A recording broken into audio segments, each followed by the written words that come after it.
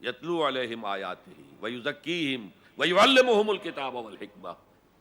اس process سے حضور نے آدمیوں کو تیار کیا ہے، اور یہ سارا عمل قرآن کے گرد گھوم رہا ہے. یتلو علیہم آیاتی تو قرآن ہے ہی، تزکیے کے لیے سب سے بڑا ذریعہ قرآن ہے. کتاب یعنی احکام سارے قرآن میں ہے، اور قرآن ہی میں حکمت بھی ہے. ذالک مما اوحینا الیک من الحکمہ، یہ ہیں وہ چیزیں ہیں محمد نے آپ پر حکمت میں سے آپ پر نازل کی.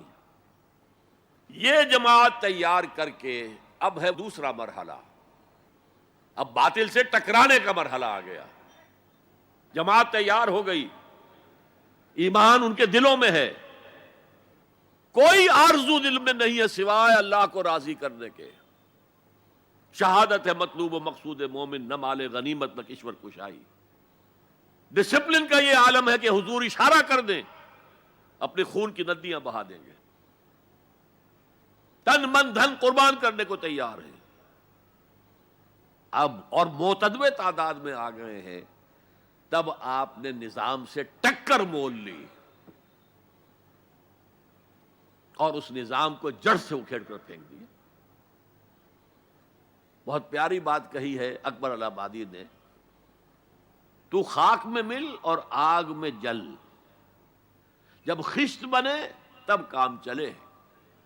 ان خام دلوں کے عنصر پر بنیاد نہ رکھ، تعمیر نہ کر. ہمارے ہاں تحریکیں ہیں موبز کے ذریعے سے چاہتی کوئی چیز حاصل ہو جائے. خام دل، نہ ان کے دلوں میں ایمان، نہ ان کے عمل میں عمل صالح موجود، تو نتیجہ جو نکلے گا وہ پہلے سے معلوم ہے. صحابہ کرام مکے کے اندر خاک میں ملے، آگ میں جلے. یہ آپ کا ساحل قریبی ہے، یہاں پہ ریت ہوتی ہے نا، وہ ریت گیلی ہوتی ہے، اس کا آپ ایک گولا بنائیں اور شیشے پہ ماریں، شیشہ کھڑا رہے گا، وہ بکھر جائے گی ریت. اسی ریت کو آگ میں ڈال کر پکا لیجئے ذرا، وہ روڑا جو بنے گا وہ ماریے تو کوئی نتیجہ نکلے گا کہ نہیں. خام ہے جب تک تو ہے مٹی کا ایک انبار تو، اور پختہ ہو جائے تو ہے شمشیر بے زنہار تو. یہ ہے طریق محمدی صلی اللہ علیہ وسلم. آخری سٹیج حضور کے اس انقلابی عمل میں جنگ ہے، دو طرفہ جنگ. یقاتلون فی سبیل اللہ فیقتلون ویقتلون، اللہ کی راہ میں قتال کرتے ہیں، قتل کرتے بھی ہیں، قتل ہوتے بھی ہیں. بدر میں 70 قرشی سردار مارے گئے، احد میں 70 صحابہ شہید ہو گئے. کوئی ضمانت نہیں ہے کہ تم جنگ میں جاؤ تمہیں کوئی نقصان نہیں ہوگا، نہیں. لیکن یہ ہے کہ آج کے دور میں اس مسئلے میں خصوصی اجتہاد کی ضرورت ہے.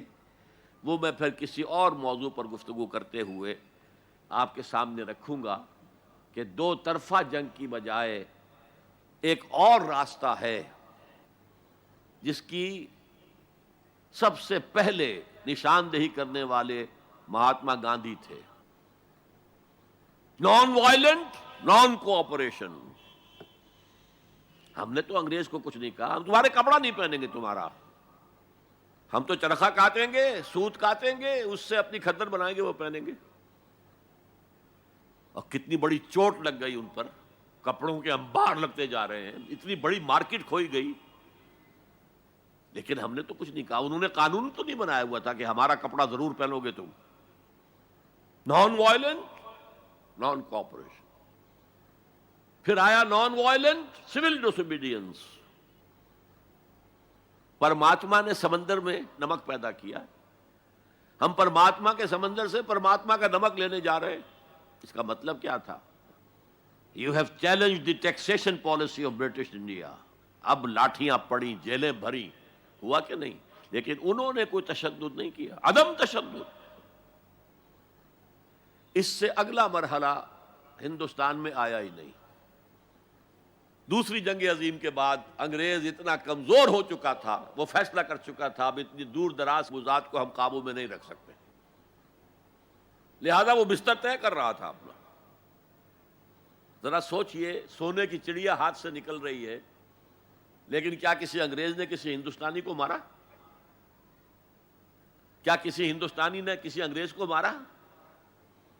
آپ شیر کے منہ میں سے وہ سنہری چڑیا نکال رہے ہیں، لیکن نہ کسی انگریز نے کسی ہندوستانی کو، نہ مسلمان کو، نہ ہندو کو، نہ کسی مسلمان نے اور نہ کسی ہندو نے انگریز کو مارا. آپس میں لڑے ہیں، یہ بالکل دوسری بات ہے، اٹس اے ڈفرنٹ سٹوری. آپس میں قتل عام ہوا ہے، لیکن یہ آزادی تو ملی ہے ان کے دینے سے. وہ جا رہے تھے خود ہی. آپ کو معلوم ہوگا کہ انہوں نے ڈیٹ فکس کی تھی 48، لیکن ماؤنٹ بیٹن نے 47 کے اندر کہا بس جانا ہے ہم نے. آخری سٹیج جو اس پروسیس کی ہے وہ ایران میں امام خمینی کا جو انقلاب آیا وہ تھا ان آرمڈ ریوولٹ. ہم کسی کو نہیں ماریں گے، ہم پر گولیاں چلیں گی، سینوں پر کھائیں گے. 20,000 سے لے کر 30,000 تک آدمی مارے گئے. تب وہ شہنشاہ بھاگا کہ نہیں جو 2,500 سالہ جشن منا رہا تھا، جو سمجھتا تھا کہ میں وہی سائرس کے خسرو یا ذوالقرنین کا دور دوبارہ لے آؤں گا، وہ سلطنت عظیم. اور حال کیا ہوا بہادر شاہ ظفر کی طرح 2 گز زمین بھی مل نہ سکی کوئے یار میں. یہ ہے آلٹرنیٹ عمل. اس پر پھر کبھی موقع ہوا تو تفصیل سے بھی گفتگو کروں گا. لیکن قرآن وہ کتاب ہے جس کے ذریعے سے حضور نے انقلاب برپا کیا.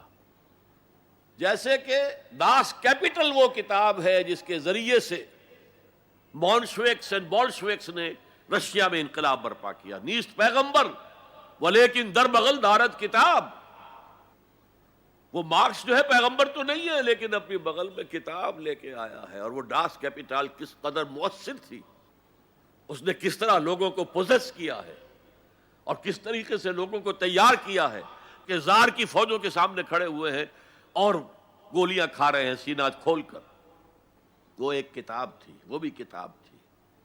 انقلاب روس داس کیپٹل کا نتیجہ ہے، اور انقلاب محمدی صلی اللہ علیہ وسلم قرآن مجید کا ذریعہ ہے. یہ ہے اس دور میں نے بتایا کہ سب سے بڑی ضرورت نظام عدل اجتماعی، اور اس کو قائم کرنے کا سب سے بڑا ذریعہ قرآن حکیم. میں آپ حضرات کا بہت ہی ممنون ہوں، آپ نے میری خاصی طویل تقریر بڑی توجہ سے سنی ہے. اقول قولی ھذا واستغفر اللہ لی ولکم ولسائر المسلمین والمسلمات.